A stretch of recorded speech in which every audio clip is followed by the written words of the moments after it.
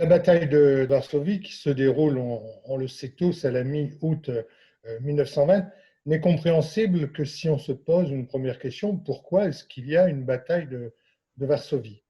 Et pour comprendre l'existence même de cette bataille, il faut en revenir à quelque chose d'extraordinaire qui s'est produit dans l'Est européen vers la fin de la Première Guerre mondiale. C'est d'une part la disparition de l'Empire russe et la prise de pouvoir par les bolcheviks, d'une part, et d'autre part, à la fin de 1918, la renaissance de la Pologne après le temps des partages.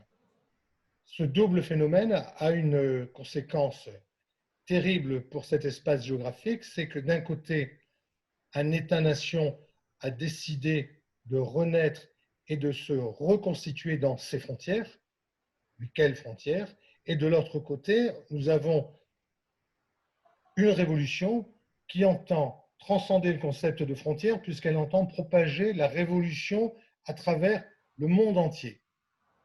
Et donc la bataille de la Vistule va être le point d'orgue de l'affrontement entre ces deux conceptions, entre une idée, l'idée de la nation d'une part, et une idéologie, l'idéologie révolutionnaire mondialiste d'autre part.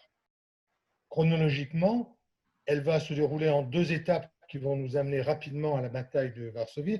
La première étape, c'est une poussée polonaise qui va amener l'armée polonaise jusqu'à Kiev au mois de mai 1920.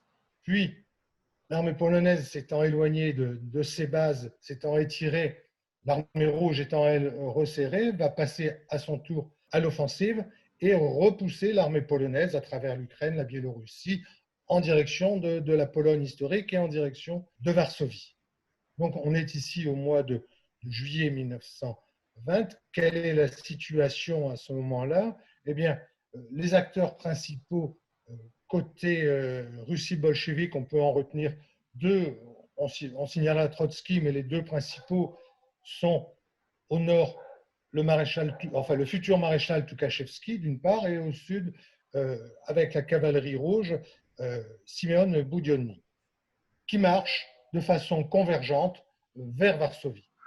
Face à eux, l'armée polonaise, avec bien sûr à la tête de l'ensemble politico-militaire polonais, le maréchal Józef Piłsudski, et la bataille de Varsovie, en fait, va se dérouler à la fois par une erreur russe et par une convergence des logiques militaires françaises et polonaises. L'erreur russe, c'est lorsque Tukhachevski va demander à Boudienny de remonter par le sud vers Varsovie. Boudienny va refuser. Le vieux sous-officier de Cosaque ne veut pas obéir à ce jeune officier issu de l'armée tsariste. C'est simple. Donc, Tukhachevski, à ce moment-là, agglutiné par la bataille d'arrêt face à Varsovie, attaqué de flanc par Piłsudski, va être obligé de lâcher prise et de battre en retraite.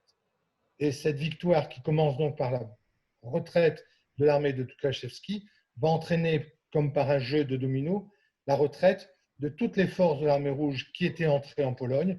Puis, une négociation va commencer et ça donnera, en mars 1921, le fameux traité de Riga qui donnera à la Pologne sa frontière orientale, qui était l'objectif initial de cette guerre d'un point de vue polonais